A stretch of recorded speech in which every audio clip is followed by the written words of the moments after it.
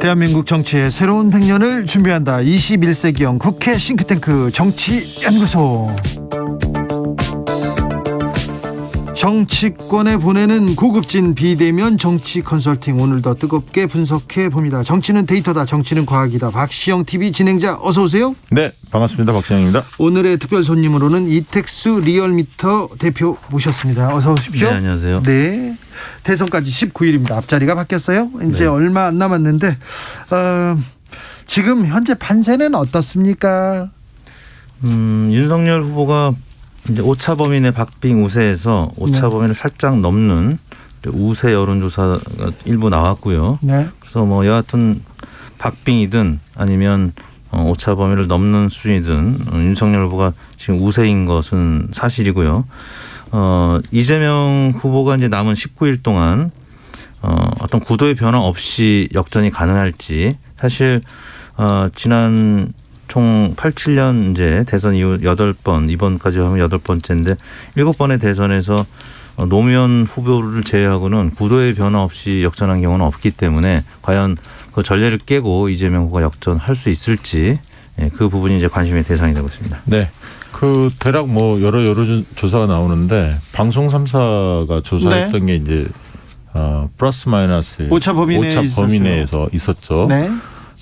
대략 저는 뭐 그 정도 오차 범위 내지만 윤석열 후보가 한 발 앞서 있다, 이렇게 네. 좀 판세를 보고 있는데요. 지난주에 좀 특징적인 일들이 많았어요. 예. 그러니까 뭐냐면 일단 크게 보면 국민적 관심사는 대선보다는 동계올림픽에 꽂혀 있었고요. 네, 쇼트트랙 했습니다. 그래서 그 대선이 조금 묻혔죠. 네. 뭐 뉴스 시간도 뭐 저기 동계올림픽 하면은 그 뒤로 늦춰지고 밤 10시 뭐 넘어서 뉴스도 하는 경우도 많았고요. 네. 그래서 관심사는 오히려 국민적 관심사는 동계올림픽이었다, 이렇게 좀 보고요. 두 번째는 이제 단일화에 대한 안철수 후보가 TV 토론 직후에 단일화를 꺼내다 보니까 그렇죠. 일명 이제 그 열차 내에서의 구두발, 네. 그 논란이, 윤석열 후보 논란이 굉장히 컸는데 네. 이 부분이 단일화 프레임이 좀 가려진 측면이 단일화가 컸죠. 있습니다. 그러니까 네. 야권 지지자들은 좀 승리를 확신하는 그런 어떤 흐름이 또 형성됐고, 여론조사 문항에서도 단일화 문항은 많이 넣다 보니까 그게 네. 또 밴드웨건 효과를 거두기도 했고요. 두 번째는 또 추경이 월요일 날 본회의가 열리지, 추경에 상정을 못하지 않았을까, 여야 간 합의가 이루어지지 않았는데 그 다음에 이제 여권이 그 부분에 대한 신속한 대처를 잘 못했죠. 추경이 실패했으면 어떻게 할 건지 네. 긴급한 사태가 벌어졌는데 이 부분에 대한 2, 3일 좀 놓친 것, 이런 부분들이 여권으로서는 좀 악재로 보였고요. 대통령이 지금 강하게 추경 네. 좀 통과시켜달라고 얘기를 하고 있고요. 지금 네. 이제서야 민주당도 열심히 움직이는 것 같습니다. 그렇습니다. 이제 코로나가 또 확산이 굉장히 심각하게 벌어져 주부층들이 또 동요한 부분들도 있죠.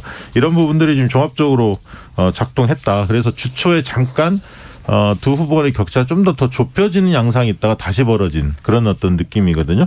근데 이제 추경 부분은 자영업자들은 두 가지의 반응을 보이는 것 같아요. 하나는 제대로 많이 받았으면 좋겠다, 이런 인식도 있지만 피해가 워낙 컸기 때문에, 또 한편으로는 지금 당장 죽겠다, 신속하게 처리해달라. 근데 오늘 이제 애결위에서 간사들이 모였는데, 애결위 전체 회의를 했는데 국민의힘 입장에서는 이 부분들을 뭐 1,000만 원까지 줘야 한다, 이러면서 신속하게 하는 부분에 대한 좀 이견들을 냈어요. 그 부분에 대해서 자영업자들의 반응은 그렇게 좋지는 못했던 것 같습니다. 빨리 처리해달라는 요구가 더 강한 것 같아요. 그래서 이 부분도 추경이 좀 지체되는 게 여권만의 악재가 아니라 이 부분에 대한 야당이 시간 끌기를 만약에 나선다면 그것 또한 또 야당이 불리하게 작동할 수도 있겠다, 이렇게 싶습니다.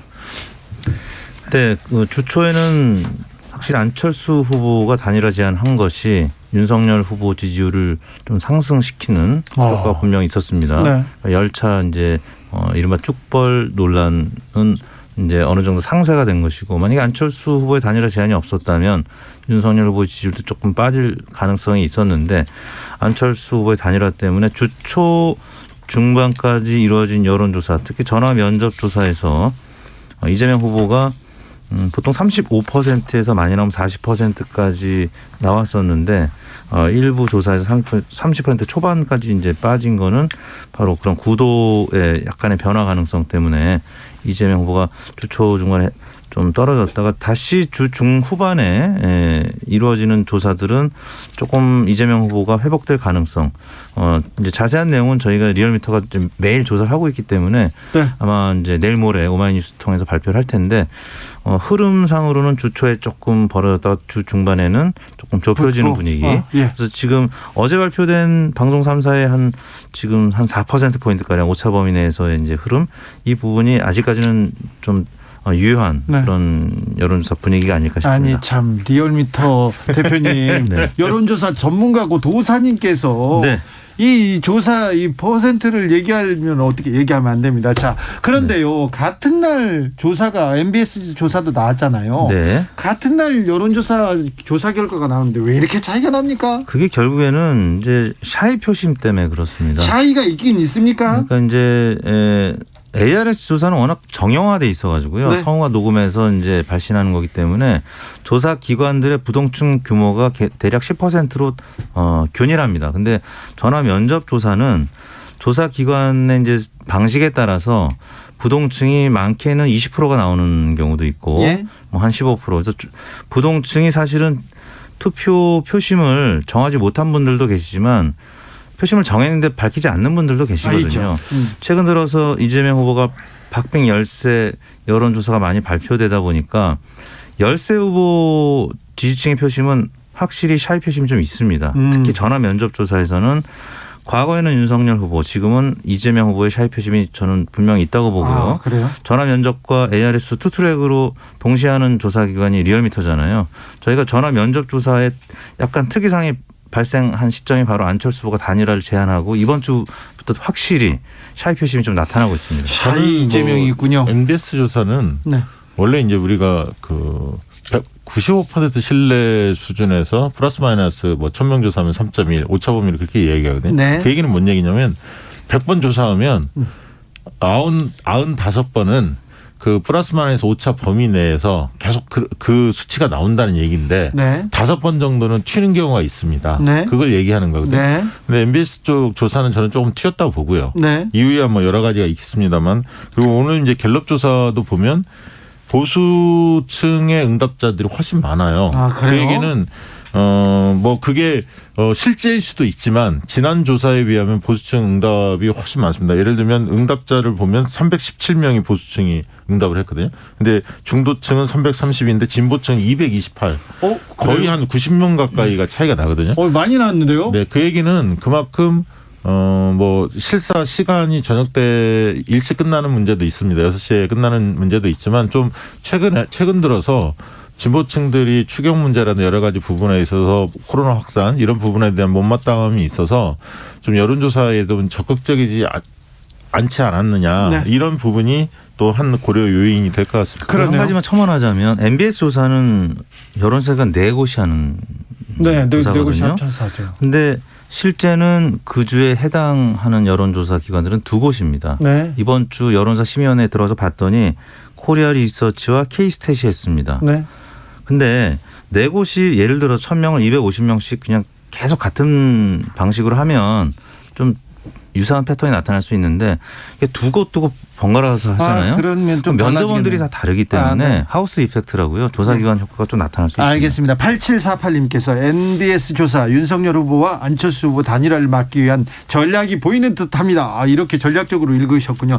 자, 그러면요. 여기서 묻고 가겠습니다. 아직도 대선에 단일화가 굉장히 중요한 변수가 되는 것 같은데 안철수 후보가 내일부터 선거운동 재개하기로 했습니다.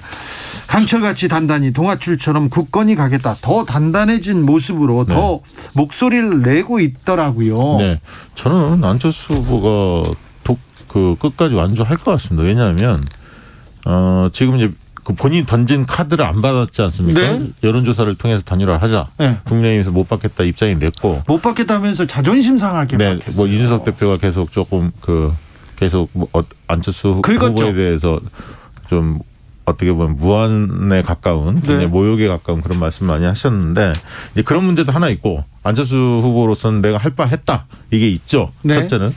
두 번째는 여론조사 격차가 좀 커졌어요. 네. 약간 좀 늘어나다 보니까 국민의힘에서 절박감이 그렇게 옛날보다 강하지 않을 것 같고요. 셋째는 돌아가신 부분에 대한 고인에 대한 뜻 이런 얘기를 하고 있습니다. 그 얘기는 두 무슨 번이나 얘기냐면 하더라고요. 돌아가신 분은 어쨌든 선거운동을 하다가 그렇게 운명을 가셨는데. 달리했기 때문에 그분을 생각한다면 끝까지 완주해서 안철수의 어떤 그 뭐랄까요 대선 캠페인을 나름대로 뚜벅뚜벅 해달라 이런 어떤 요구가 담겨 있기 때문에 안철수 후보 입장에서 그럴 거다. 그 다음에 또 김미경 여사죠. 네. 그 부인께서도 좀 독자 완주 쪽을 좀 바라는 그런 이야기들이 들립니다. 네. 아무래도 부인을 또 많이 의견을 듣는 입장이기 때문에 안철수 후보가 과거에 보면 네. 완주할 가능성이 높다. 저는 그렇게 봅니다. 투표용지 인쇄가 18일이잖아요. 오늘이 18일이죠. 네.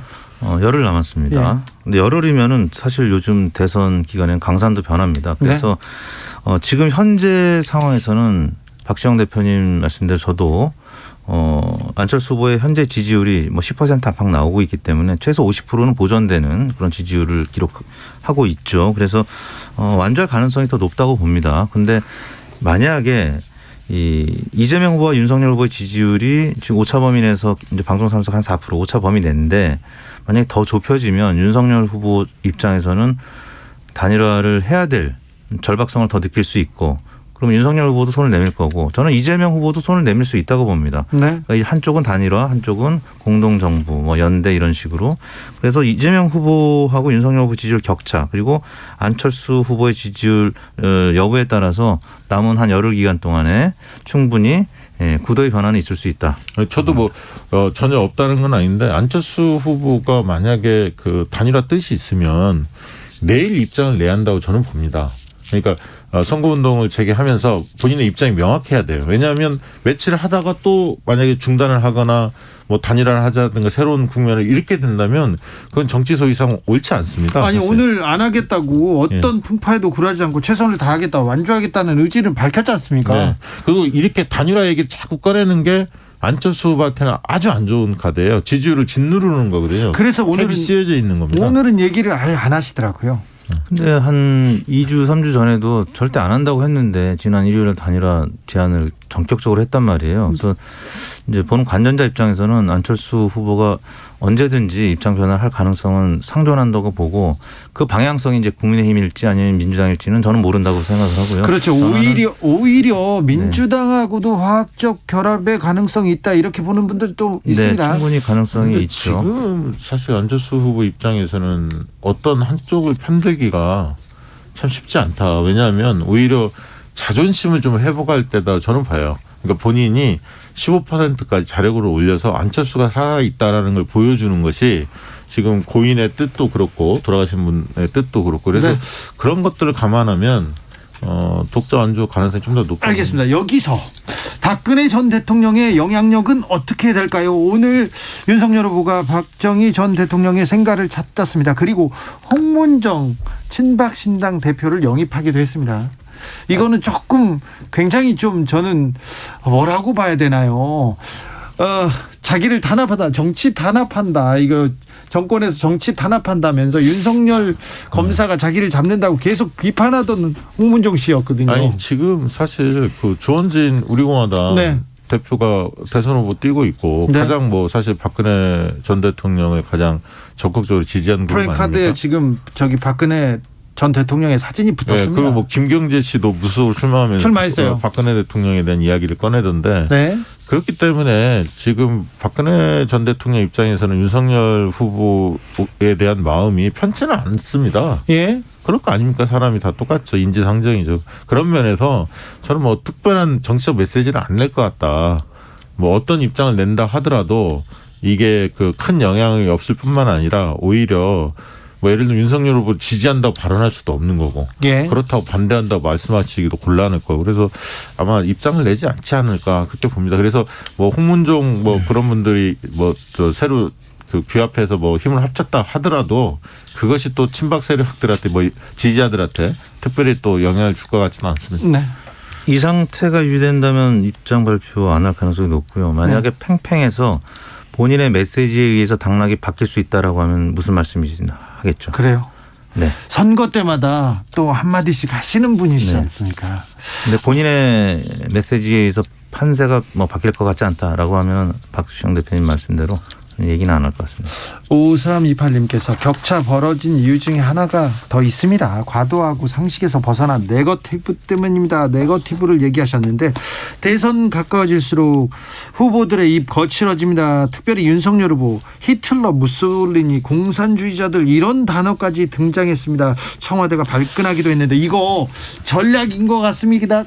아니면 뭐 전략 측면도 있었죠. 정치 보복이라는 게 전략 측면이 분명히 있었던 것 같고, 예. 어쨌든 지층 결집도 있었고, 예. 나는 한다면 한다, 뭐 이런 걸 좀 보여주는 과시욕도 있었던 것 같고, 또 약간 언론이라든가 비판적인 어떤 셀럽들이나 이런 사람들이 대놓고 자기를 비판하지 못하도록 네. 분위기를 좀 이렇게 몰아가는 그런 어떤 여러 가지를 측면을 고려해서 정치 보복 적폐 이야기를 했다고 저는 보여지는데요. 그런데 이게 이제 사람들이 그냥 지켜봅니다. 지금은 아무 말 안 하지만 하나씩 둘씩 셋씩 이렇게 쌓아놓고 보는 건데 히틀러 뭐 공산주의 이런 얘기 색깔론으로 세게 나가는 것은 도를 넘는 발언이거든요. 그래서 저는 그거는 지금 당장 여론에서 바로 출렁거리진 않지만 그런 것들이 쌓여서 대통령감으로서 저분이 괜찮구나 미흡하거나 이 부분을 판단할 때 종합적으로 영향을 미칠 거다 저는 그렇게 보고 있습니다. 하이 리스크 하이 리턴이라는 말이 있잖아요. 사실 이거 리스키한 발언이죠. 네. 리스크가 있는 발언인데 이게 진영 싸움 그러니까 양 진영의 극단 대결로 감으로써 안철수 후보가 개입할 여지가 좀 적게 되는 그래서 사실상 민심의 단일화를 통해서 자기가 지지를 받겠다는 그런 취지에 의해서 한 얘기 같습니다. 근데 중도층이 조금 거부감이 있을 수 있는 발언이기 때문에 네.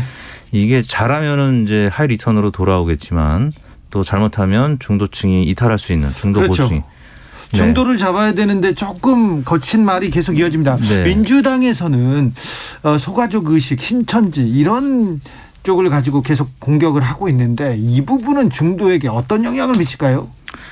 그 자체는 뭐 조금 이제 여러 면이 있을 것 같아요. 근데 만약에 그러한 무속 논란이 정책을 결정하는 과정에서 개입했다면 예를 들면 지난번에 압수수색과 관련된 네네. 뭐 두 번 뭐 유보시킨 배경에 그런 종교적인 혹은 무속적인 배경이 있었다라고 하면 국민들은 굉장히 민감하게 받아들이고 있습니까? 여론조사에는 어떻게 잡힙니까? 그러니까 그게 반영이 돼서 지지율이 윤석열 후보가 빠질 때도 있었고요. 또 그냥 단지 그냥 무속 자체만 조명이 됐을 때는 큰 변화가 없을 때도 있었고, 근데 정책과 관련해 가지고 어떤 개입이 있었다 이런 부분들이 향후에 또 추가적으로 나온다면 영향을 또 미칠 수 있다. 저는 무속이나 신천지 이런 부분들 논란거리들이 뭐 아까 쭉뻗도 마찬가지지만 다 반영됐다고 보지 않아요. 그러니까 쌓여놓고 쌓이고 있다. 스윙층이나 판단 유보층들은 여러 가지 사안들을 두루두루 고민하면서 막판에 결정하거든요. 아직도. 우리가 흔히 뭐 3주 전에 그 지지자들의 절반이 투표를 찍는 절반이 3주 전에 결정한다는 데이터들이 선거 후에 선관위 조사 보면 나오지 않습니까? 네. 그런 분들이 판단할 때 한두 가지 이슈만 가지고 판단하는 게 아니거든요. 그래서 저는 지켜보고 신천지 있군요. 무속 이 영향도 분명히 있다고 봅니다. 알겠습니다. 이 부분 또 묻고 싶습니다. 제가 이쪽은 전문 분야니까 이명박 전 대통령 이름이 나오기 시작했어요. 이명박 정권의 4대강 MB가 만든 4대강 보호 잘 지키겠다 이런 발언을 윤석열 후보가 했습니다. 이게 민주당 정권은 이명박 전 대통령께서 하신 보호사업 4대강 사업을 폄훼하면서 부수고 있다 이렇게 하면서 이거는 좀 국민들 여론조사 해보면 나오는데 4대강에 대한 문제 예를 들면 좀 비판적인 분들이 더 많지 않을까요? 네. 그 조사해보면. 근데 뭐 지역적으로는 약간 이제 TK에 가서 그쪽 같은 경우는 이제 정서가 약간 다를 수는 있을지 모르겠으나 지역적 메시지로서는 뭐 할 수도 있겠지만 요즘에는 지역에 가서 한 발언이 전국적으로 다 이게 알려지기 때문에 오히려 마이너스가 클 것 같은데 물론 친이 친박 이 세력들을 다 묶으려고 이런 어떤 정치적 계산을 할 수도 있겠지만 친이 친박에 그렇게 그 흔히 말하는 골수 지지자라는 측면이 그렇게 옛날같이 이렇게 견고하지가 않거든요. 그래서 저는 오히려 이것도 마이너스다 그렇게 봅니다. 그 정책 평가 관련해서 4대강 사업과 관련한 여론조사는 박 대표님 말씀대로 부정적인 여론이 더 많을 수 있고 네. 예전에 많았습니다. 그런데 네. 일종의 깐부 정서, 그러니까 박근혜 지지층이 온전히 흡수될 수 없는 상황이라면 이명박 전 대통령의 지지층이라도 흡수하겠다. 이런 차원에서 이건 이제 반대로 이재명 후보가 문재인 대통령 지지층 나가서 노무현 대통령 지지층까지 흡수해서 이 진보 진영의 통합을 꾀하겠다라는 계산법과 비슷한 방식인데 네. 이게 만약에 디테일하게 이제 4대강 사업에 대한 평가로 이제 들어가면 사실 윤석열 후보가 방어하기 어려운 상황까지 갈 수가 있는데 만약에 다가온 TV 토론에서 이 부분이 만약 이재명 후보가 좀 집중적으로 혹은 뭐 심상정 후보가 집중적으로 공략을 한다라고 하면 좀 방어하기 어려운 상황이 될 수도 있는데 심상정 후보 하시겠죠. 쉽지 않을 네. 것 같은데요. 네, 그래서 이제 이 부분이 길면은 윤석열 후보한테 좀 불리할 수 있다. 네. 예, 근데 이제 깐부 정서에서 이명박 대통령의 지층을 지금 겨냥해서. 근데 한 것이다, 이게 이거죠. 전 정권들, 뭐 현 정권들 이렇게 진영 대결로 꼭 가는 게 보수한테 꼭 유리한가 그 부분도 윤석열 후보가 잘 판단해야 하는데 역대 대통령들 평가를 해보면 최근에 노무현 그다음에 이명박, 박근혜, 문재인 이렇게 했을 때 평가가 어떤지는 국민들 평가는 이미 내려진 거 아닙니까? 여론조사 해봐도 그러게요. 나오고. 예. 네. 6409님께서 그놈의 무속 논란 이제는 좀 지겹습니다. 민주당은 그렇게 할 말이 없습니까? 얘기하고요. 6329님 민주당 정부 답답합니다. 이 민생 상황이 울고 싶은 상황이고 분노가 끓고 있는데 아무도 달래주지 않고 남의 일 보듯 그러고 있는 것 같아요. 이렇게도 지적하셨습니다. 자, 다음 주부터는 법정 TV 토론이 시작됩니다. 3번 이렇게 연속해서 이제 TV 토론을 하게 되는데요. 1, 2차 토론은 조금 약간 젠틀했다. 그리고는 의혹 공방을 이제 주고받기 시작했다. 젠틀하게 시작해서 이렇게 이제 공방 싸움을 하고 있다. 이렇게 1, 2차는 이렇게 보이던데 다음 주 TV 토론 어떤 식으로 전개될까요? 이재명 후보는 처음엔 탐색전으로 시작을 했고 여당 후보 입장에서 좀 점잖게 스타트를 끊었다. 여유를 가졌죠. 라고 하면 지금은 아무튼 박빙 열세 국면이기 때문에 이재명 후보가 본인의 이제 장점의 캐릭터, 그러니까 사이다의 성격을 좀 여실히 드러내서 윤석열 후보 앞서간 후보를 좀 공격적으로 임할 가능성이 있고요. 네. 반대로 윤석열 후보는 좀 방어적으로 왜냐하면 TV 토론에서 혹시 말실수를 하면 감점 요소가 될 수가 있기 때문에 지지율을 올리기는 어려워도 떨어뜨리기는 사실 쉬운 게 TV 토론입니다. 그렇기 네. 때문에 아마 방어적으로 좀 오히려 이제 본인이 야당 후보지만 여당 후보처럼 느껴지게끔 아마 할 가능성이 있는데 문제는 TV 토론에서도 구도의 문제를 봐야 되는데요. 지난번 이재명 후보가 안철수 후보에 대해서는 공격하지 않고 좀 우호적이거나 좀 구애하는 그런 이제 구도를 보였단 말이죠. 앞으로도 계속 그럴 것인지 심상정 후보도 마찬가지입니다. 그런 구도를 보면 좀 관전자 입장에서 좀 흥미가 생기지 않을까. 1차 토론보다는 2차 토론이 조금 더 날이 섰죠. 흥미진진했죠. 되치기도 있었고 네, 네. 반박도 있었고 뭐 이런 게 있었거든요. 토론 같았죠. 예. 이번 토론은 아마 국민적 관심이 꽤 높을 겁니다. 왜냐하면 올림픽이 일요일 날 끝났기 때문에 네. 월요일부터 다시 이제 대선 모드로 들어가기 때문에 특히 이제 첫 번째 토론이 경제 분야 토론이거든요. 근데 예. 토론 방식이 시간 총량제 토론이라 해서 각 후보별로 6분씩을 먼저 배정을 해요. 그다음에 주도권 토론 9분씩을 배정을 하거든요. 그래서 이제 경제 집중적인데 부동산만 나올 것 같지는 않아요. 여러 이슈들이 많기 때문에. 그다음에 또 경제 안보 영역도 있거든요. 왜냐하면 경제, 정치, 사회 이렇게 세 분야로 나눠서 TV 토론이 앞으로 이루어지는 세 차례가 이루어지기 때문에 저는 누가 가장 인상 깊은 말을 남길 거냐.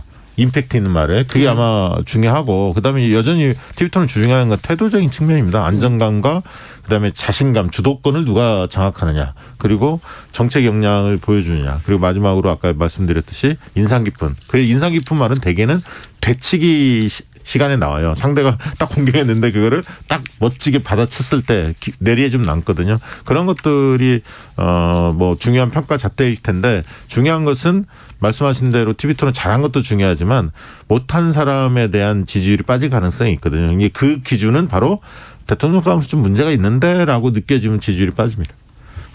그렇죠. TV 토론이 특히 뭐 이재명 후보나 심상정 후보 TV 토론 많이 해본 분이고 윤석열 후보는 TV 토론이 이제 사실상 처음인데 그동안에 두 번의 TV 토론을 봤을 때 윤석열 후보가 준비된 발언은 예를 들면 네. 이제 고개를 좀 덜 움직이고 정제된 발언을 하는데 이제 준비되지 않고 갑자기 훅 치고 들어오는 공격적 질문에 대해서는 좀 당황하고 이제 머리의 움직임도 좀 더 있고 바로 이제 그 부분을 그러니까 아까 태도 뭐 이런 이미지를 시청자들이 많이 보기 때문에 이재명 후보나 뭐 심상정 후보는 조금 그런 차원에서 좀 정서를 흔들어서 좀 통상적인 그런 답변 태도가 아닌 상태에서 어떤 실언을 하길 바라는 그런 부분들을 공략을 할 텐데 아마 이번 남은 토론에선 그런 부분들이 많이 노출되지 않을까 싶습니다. 특히 그 유세 현장에서 말씀하신 내용들을 빗대서 상대 후보들이 만약에 묻는 경우들이 준비 많을 거예요. 네, 많아질 수 있을 겁니다. 말을 많이 했기 때문에 이제 또 이렇게 주워 담거나 방어할 일도 많이 생기죠.